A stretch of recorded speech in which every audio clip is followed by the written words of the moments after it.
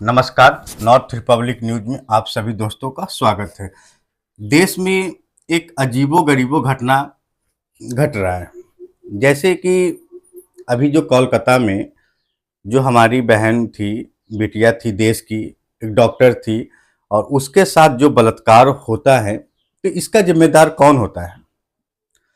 तो जो भी आजकल मीडिया है, वो सब मीडिया एक दूसरे पे आरोप लगाते हैं और हर चीज़, जैसे कि मैं हर बार बोलता हूँ कि सरकार गवर्नमेंट सिर्फ जांच में भेज देती है। जांच में जब भेजती है तो पूरी देश की दुनिया देखती है कि भाई ये मामला जांच में गया है और उस जांच का जो रिपोर्ट आता है भाई काफ़ी दिनों बाद आता है। तो इसकी जानकारी क्या लोगों को मिल पाती है? नहीं मिल पाती है। तो हमारा ये कहना है कि अगर वो डॉक्टर किसी का इलाज करता है तो उसके ही बैचमेट जो उसके लोग होते हैं, आसपास के लोग होते हैं, क्या उनको इस चीज़ की जानकारी नहीं होती है? होता है, पर कोई भी बोलने से कतराता है क्योंकि उसके पास एक अपना लाइफ होता है, अपना जीवन होता है। आप उसी चीज़ में ले लीजिए, हमारे बिहार में मुजफ्फरपुर में भी जो एक रेप हुआ है, वो महादलित की बेटी थी। मैंने उनके परिवार के लोगों का बात को सुना, तो इसमें पप्पू यादव हालांकि बहुत अच्छा नेता है, बिहार के हित के लिए सोचते हैं। वो मुजफ्फरपुर गए थे और उनके पीड़ित परिवार से मिला और उनसे जो बनता है उन्होंने मुआवजा देने की घोषणा की। तत्कालीन उनको 50,000 रुपये दिया और उनके बाल बच्चे के रोजी रोटी के लिए 3.5 लाख रुपया वो और देंगे, इससे उन्होंने घटना किया है। लेकिन मेरा सवाल ये है कि हमारे बिहार के दो नेता, एक जीतन राम मांझी और दूसरा चिराग पासवान, जो कि आप जानते होंगे रामविलास पासवान जी के सुपुत्र चिराग पासवान, जो कि कहते हैं बिहारी फर्स्ट, बिहारी ये बिहारी वो। और वो ये दोनों नेता बिहार में मतलब कि महादलित की राजनीति करते हैं, पर इन पे उनकी चुप्पी क्यों है? ये सवाल बिहार के लोग उनसे ये पूछना चाहता है कि आखिर वह बोल क्यों नहीं रहे हैं। देखिए, हमारा वीडियो लंबा होता है और लंबा होने के बावजूद हम इसमें सभी तरीके की बात को रखते हैं जो हमें समझ में आता है, ठीक है ना? तो ये जो मुजफ्फरपुर में जो रेप हुआ, वो क्यों हुआ? वो तो एक महादलित की बच्ची थी, गरीब का बच्चा था, झोपड़ा में रहता है और नाम किसका आ रहा है? उसी गांव के मुखिया का, जो कि ये मुखिया उसके भूतपूर्व में जो उनके घर में और 3 मौतें हुई थी, जो कि उनकी महिला जो थी एक बता रही थी कि हम रोड जाम करने के लिए बोले पर मुखिया जी हमको मना कर दिए। चलो कोई बात नहीं, बहुत पुरानी बातें हैं। लेकिन जो हमारे देश में और हमारे इस देश की मीडिया को क्या हो गया है ये हमें आज तक पता ही नहीं चला। जैसा कि देखिए, एक घटना होता है ना, तो उस घटना को हम सब लोग सोशल मीडिया पे रखते हैं और बड़ी बारीकी से रखते हैं और उसको देखते हैं और लाइक कमेंट शेयर भी करते हैं। लेकिन कुछ दिनों के लिए क्या इससे उस पीड़ित को न्याय मिलता है? नहीं मिलता है। हाँ, मिलता है तो आप हमें बताइए कमेंट करके किस पीड़ित को न्याय मिलता है। जैसे अभी दिल्ली में जो घटना घटा था, इस पे देश की सारी मीडियाओं ने कवरेज किया, अपने अपने तरीके से बात को रखा। अब वो मामला शांत हो गया। क्या अब उस मामले पर ऐसा कोई भी मीडिया कुछ भी बोलने से बोल रहा है क्या? नहीं बोल रहा है। अब देखिए, अब दूसरा कांड हुआ बिहार में, बिहार के मुजफ्फरपुर में, जो कि एक महादलित की बेटी बेचारी 14 साल की थी और 45 साल का युवक पे वो आरोप लगा है कि उसने उसका रेप कर दिया। अब बताइए कि अब ये क्या, अब ये शायद बिहार के किसी भी डिजिटल मीडिया को दिखाई नहीं दे रहा है और देता भी है ना तो हकीकत कोई बताता नहीं है दोस्तों। नॉर्थ रिपब्लिक न्यूज सच बोलता है तो लोग उनको गलत कमेंट करके उनके मुंह को बंद कर दिया जाता है। तो मैं आपको बता दो, नॉर्थ रिपब्लिक न्यूज अपना मुंह कभी बंद नहीं करेगी। और चिराग पासवान जी, आप जो ये जो राजनीति करते हैं ना महादलित की, आप एक बार भी एक शब्द क्यों नहीं निकला आपके मुंह से? क्यों नहीं गए आप उनके यहाँ? हाँ, वहां भी तो जाति का ही खेल चल रहा है ना। ये मैं नहीं बोल रहा हूँ, बहुत सारे न्यूज मीडिया चैनल पे मैंने सुना, तब जाकर यार मैं आज ये बोला। मैं पिछले कई दिनों से वीडियो देख रहा था, मैं चुपचाप था, मैं सोच नहीं रहा था, समझ नहीं पा रहा था कि आखिर मैं इस पे बोलूँ क्या। तो जब पप्पू यादव जी जब गए मिलने के लिए, तो उन्होंने 50,000 रुपए और 3.5 लाख की देने का घोषणा किया। इससे क्या होता है? यानी कि यही बात है ना कि अगर आप बाहुबली है तो आप किसी का भी रेफ कर दीजिए और 2-4 लाख रुपया पकड़ा दीजिए। यही चल रहा है ना। इससे क्या होगा? और आप जो ये कहते हैं कि 3 महीने में स्पीड ट्रायल चलाकर उनको फांसी की सजा, तो ये आप बोल किससे रहे हैं? आप राजनेता हैं, आप इसके फैसला लीजिए, आप खुद कर सकते हैं। तो भाई हर खेल में एक जाति का समीकरण बैठ जाता है और उस जाति को लेकर हमारे बिहार ऐसे ही बहुत ज्यादा आगे है। ठीक है ना। तो खैर कोई बात नहीं है। जिनका रेप हुआ है ना, कभी उनसे जाकर पूछिएगा कि आपके दिल पे क्या बीतता है। और आप जिस वक्त पैसा किसी को देते हैं कि भैया ये रख लीजिए, तो उस समय आपके ऊपर क्या सोचना, आप एक बार भी नहीं सोचते हैं कि यह पैसा देने से क्या होगा। अब जैसे मैंने रवीश कुमार जी का भी वीडियो देखा, उन्होंने भी कोलकाता रेप पर बोला, तो उसमें क्या आता है। अब देखिए इन मीडिया चैनलों को क्या हो रहा है कि अब वो उस अस्पताल की व्यवस्था का बात कर रहे हैं। ये व्यवस्था नहीं थी, तब जाकर वो एक एक कॉमन रूम में या फिर एक कहीं पे भी जाके वो आराम कर रहा था। और वो शख्स जो था राक्षस, जिसका नाम आजकल मीडिया पे चल रहा है, उसकी 4 शादी हो गई थी। एक अभी फिलहाल कैंसर से मर गई है। 3 बीवी तो थी, उसको छोड़कर भाग गई। तो हैवानियत, अब हैवानियत था कि क्या था ये कौन जानता है। देखिए उसको सीबीआई ने पकड़ के रखा, सीबीआई ने टॉर्चर किया। अब वो इतना शातिर है कि अब उसके दिमाग को पढ़ना भी अब जो टेक्निकल, जो है मेडिकल टेक्निकल है ना, वो भी नहीं पकड़ पा रहा है। अब वो भी झूठ बोल के निकल जा रहा है। तो भाई कोई भी मीडिया किसी भी न्यूज को बनाने से पहले आप ये सोच लीजिए कि आप क्या बना रहे हैं। समझ रहे हैं ना बात को हमारी, या नहीं समझ रहे? खैर नहीं समझ रहे तो कोई भी बात नहीं है। अब दूसरी बात क्या है कि अब मनीष भाई कहाँ है भाई? मनीष भाई को भी वहां पहुंचना चाहिए, क्योंकि ये घटना बिहार में घटी है, मुजफ्फरपुर। और सरकार किसकी है? नीतीश कुमार जी और नरेंद्र मोदी जी की।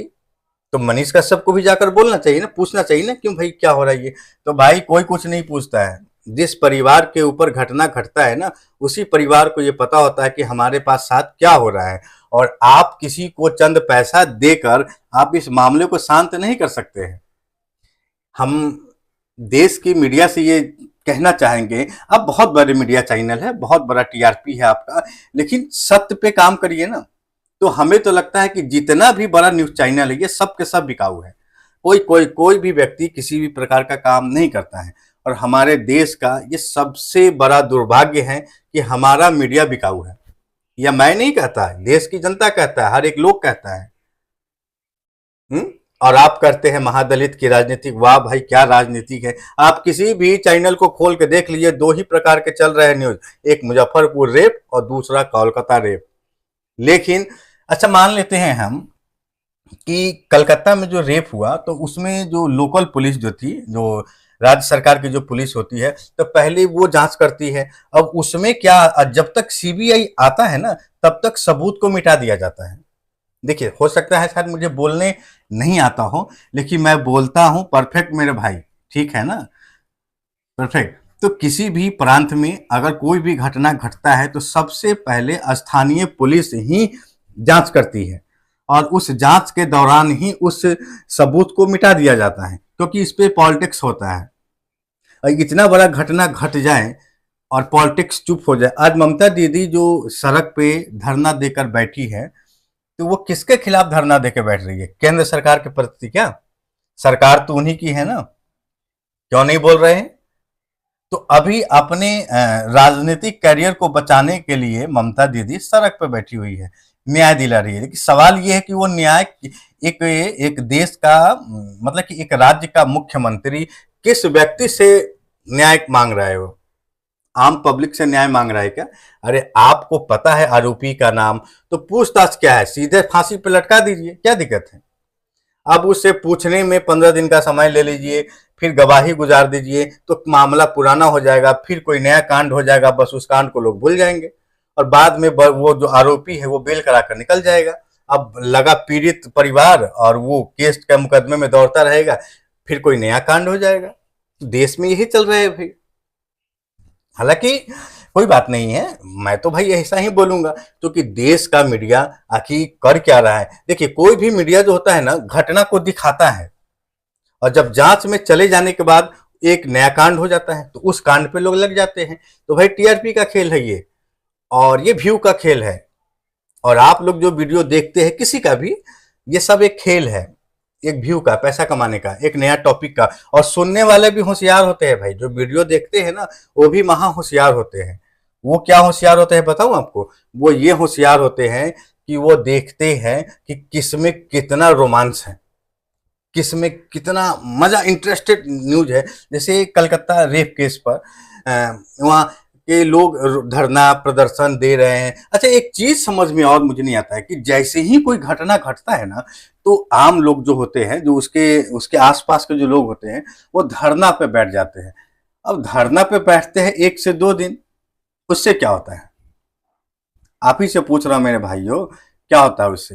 तो भाई, देश की मीडिया को सच दिखाना होगा, और सच दिखाएंगे तो लोगों को विश्वास जगेगा। और स्थानीय पुलिस जो होती है वो अपना काम करती है, लेकिन किसी भी सरकार के दबाव में, देखिए हर किसी को अपना नौकरी प्यारा है, अपना जान प्यारा है, तो लोग उस चीज पे सोचते हैं, विचार करते हैं, है ना मेरे भाई? क्या यही बात है ना? हो सकता है मैं साथ गलत बोल रहा हूं, मुझे जानकारी नहीं हो, लेकिन देश में जितने भी रेप हुए, कितने लोगों को फांसी मिला और कब तक फांसी मिला, ये आप हमें कमेंट करके बताइएगा। हालांकि कमेंट ना भी करे तो चलेगा। अब जैसे कुछ लोग हमको बोलते हैं फेसबुक नेता, तो ठीक है भाई, फेसबुक ही नेता सही। अरे हम तो ये भी कर लेते हैं, आपसे तो वो भी नहीं हो रहा है। अरे मैं फेसबुक नेता बनने के बाद भी 11,000 सब्सक्राइबर वगैरह और 34 मिलियन व्यू लेकर बैठा हूं, क्योंकि मैंने काम किया है समाज के प्रति। और आपने क्या किया है? लूट खसोच, बस यही वही। तो इन चीजों से मेरे पीछे पड़ने से कोई फायदा नहीं है किसी को। आप समाज के लिए अगर काम करते हैं, समाज के प्रति अगर आप हैं, जागरूक हैं, तो ऐसे घटनाओं पे आप लोग भी अपना पक्ष रखें। प्रतिदिन किसी न किसी स्टेट में कोई न कोई घटना घटते रहता है, और जैसे ही कोई नया घटना आता है, पुराने घटनाओं को लोग भूल जाते हैं, और वो पीड़ित परिवार वहीं का वहीं रह जाता है। न सरकार कुछ कर पाती है, न स्थानीय लोग कुछ कर पाते हैं।